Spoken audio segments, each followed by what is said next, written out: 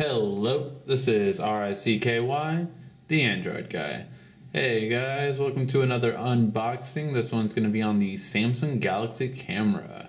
So for those of you who aren't familiar with this device, it is a Android camera that has a 4G capability. So this is a full Android device, but it just has an amazing camera built into it. So as you can see clearly on the front, the highlights of it, you do have a 16 megapixel camera, which is really good, basically double most out on the market. 21 times optical zoom. So what this means, optical is often referred to as real zoom and digital is referred to as fake zoom. Every camera on the market for our regular phones uses digital zoom, meaning that you're not actually zooming in. What you're doing is actually basically stretching the image. That's what you actually do when you zoom in. So optical zoom is real zoom, meaning you do not deteriorate the quality of the photo at all. You're not going into the image. You actually have a lens zooming. You actually have two lenses working to actual zoom. So, or to really zoom rather. And you do have a 23 wide angle zoom lens, which is pretty good. Most cameras around this kind of size would have normally 26 or 24, so 23 is really nice, and that basically just means you get more in your shot. Your lens is wider, so you get more in your shot without needing to back up. So that is going to be here. In the US, this is available for both AT&T and Verizon. The AT&T version uses HSPA+, whereas the Verizon version uses LTE. On their plans, I believe they're anywhere from $5 to $10 a month on their shared plan, so that's all you would need to pay for the shared. The price does come in at $4.99 with no contract, or $3.99 with contract. On the bottom we just have all the specs. This is the official model number for it, EKGC100. And on the back we can take a look at some of the specs, which are pretty impressive. So this is the HSPA Plus version, but like I just said, it does also come in at LTE version, of course. The processor is a 1.4 quad-core processor, which is really nice, very fast. It's basically like the same processor on the international version of the Galaxy S3. Again, we have the same lens specs I just read off, and then we have a 4.8-inch HD Super Clear LCD. So really nice. Again, basically the same size as the Samsung Galaxy S3 of screen size. However, it is LCD. The reason why I think this is because as a photographer, I want real colors when I shoot. So I'm guessing that's why they didn't go with the LED screen. They went with LCD. Because they wanted to make clarity the priority on this instead of saturating colors, that you wanted to get the real colors that you would shoot. And you have 4.1 Jelly Bean right off the bat, so that's pretty nice. And of course you have Android and Wi-Fi built in, besides the 4G connectivity. Alright guys, so let's take a look at this.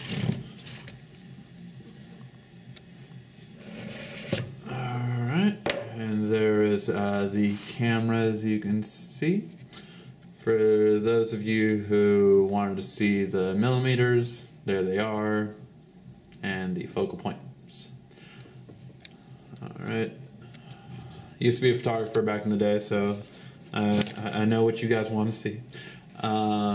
And as you can see on the top, so this is the white. I believe it comes in black as well, but white honestly just really looks nice. Now the back is going to be black around the bezel, and again we just get the quad core Android and super HD clear. You have the power button right here. You have the zoom in and zoom out right there. You have the microphone right here. You have a flash that most likely pops up, yep, with a little flash pop-up. You have, this looks like a speaker over here. You have a speaker grill right there. And over here, first let's go on this side. Over here on this side, we have the micro USB most likely. Yep, micro USB slot right there. Nice that it has a little flap to cover it. This is really nice for a camera. I don't really like it with a phone, but for a camera it fits because you're not going to be, you know, docking this or anything like that, I would say. And you have the string strap, which is probably inside. And over here on the bottom, you have a tripod screw, so you can put this onto any tripod or monopod. And let's just pop that open. So you have the SIM card slot right here, the micro HDMI, which I think, yeah, it looks like you have access to the micro HDMI without actually opening the door if you want. So if you want to do that, you have access to that. Then you have the micro SD card slot. I believe it comes with 8 gigs of internal storage, and you can expand that up to 64 gigs, which is of course really nice. And of course the battery, we'll take a look at in a second. So let's just leave that right here. And let's take a look inside. Alright. So we have the quick start guide. We'll go over these in a second actually.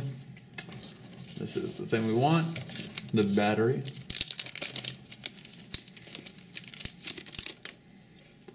And let's see how many. So it's a 1650 milliamps. Not the biggest battery, but I mean for a camera it's actually pretty good. Most cameras are less than this. So let's pop that open.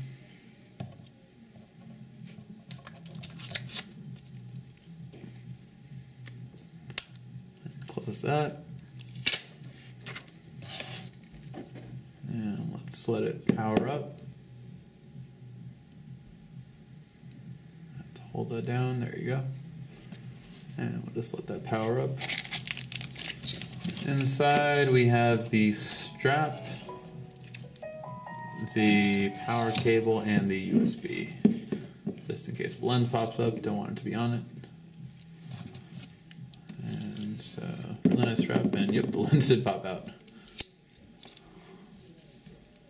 Alright, looks like it went straight into the camera too. So, quick start guide. Let's check out all the little paperwork. So we have the quick start guide, the enjoy your connected life, you know, store, sync, and share. You have 5 gigs of free storage with AT&T if you get the AT&T version. You also have Dropbox though, so I would probably use that, or just Google Plus. I personally use Google Plus. Google Plus allows you to back up all your photos in the cloud, and you can have access to it anywhere you have Gmail. So it's really handy. I find that to be the best. And it's a private folder, so don't worry about it going around. And you have your quick start guide, and then warranty information. Alright, let me show you guys how to put this on in case you don't know.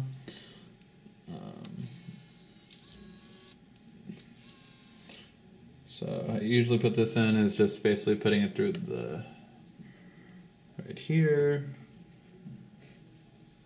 and it just only takes me a few seconds and I'll have it on here, but if not then I might need to do this another time. Alright, so you put it through the loop, and then all you do is put this part through here.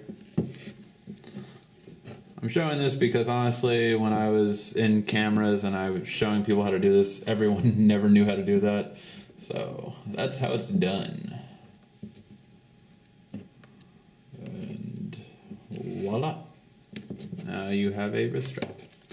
Alright, so let's power this on.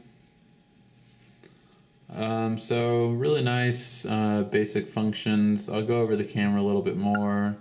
Basically, you have auto, smart, which are just like preset settings. Some are from cameras. Some are from like the Samsung camera modes that are in your like the Galaxy S3 and the Note 2. And then, like I said, some of them are from cameras that professional photographers can know and appreciate. So you have that. You also have expert mode, which I love. The layout of it. It's really nice. So you can change the shutter with ease. You have access to the f-stop right here. You have access to the EV over here. and of course the ISO over here.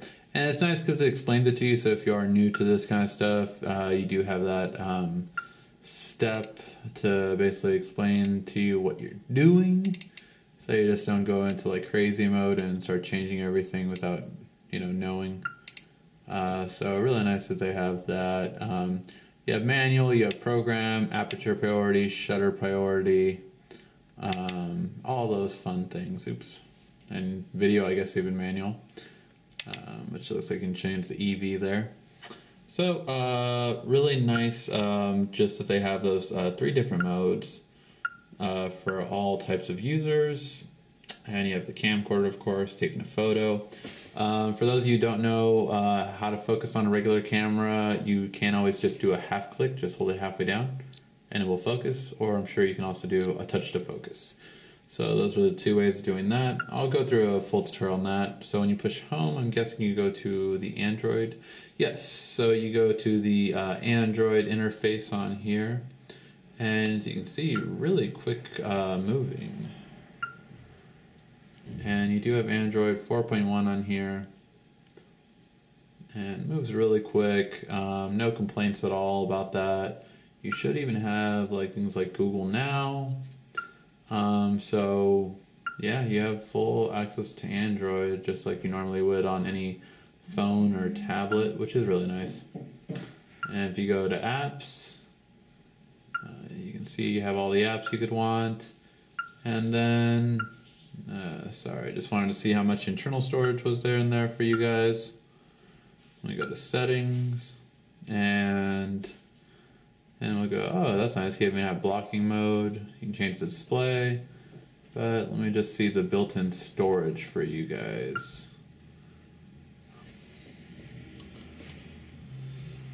So not too much built in. As you can see, you have 3.2 gigs available. Now that is with some apps already installed in there, some photos, but more or less you can say you have less than 4 gigs built in.